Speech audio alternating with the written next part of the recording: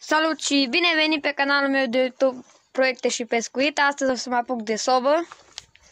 Aici am căsuța din grădină. Aici am să pun țiglă pe acoperișul ăsta, că aici o să fie o cameră după betonul ăsta.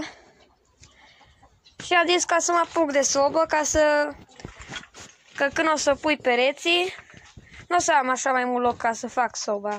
Și aici o să fie o intrare directă de aici, din bucătărie, aici. Fine așa. Și o să fac până aici, de înaltă până la asta. Și o să fie cam așa de înalt, așa, cu cuptor aici. O să vedeți și o să urmeze.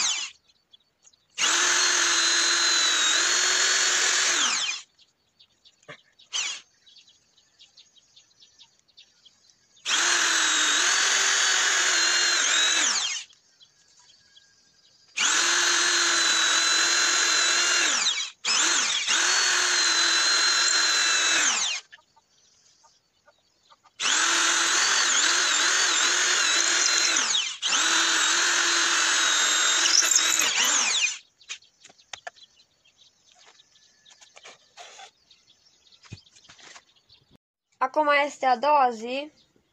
O să mă apuc din nou la sobă. Ieri n-am mai putut să filmez, că am avut ceva treabă și acum am să mă apuc de sobă. O să aduc sculele de acolo.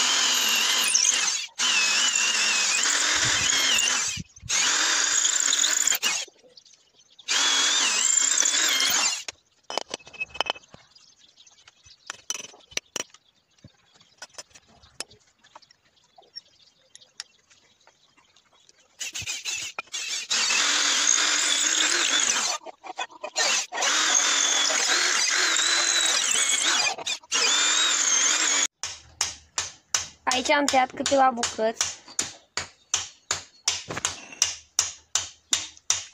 Și aici o să mai pun încă o bucată așa. Așa. dar nu aici, ca acolo jos. Și aici o să fie gratile alea, unde aici merge și nușa în jos.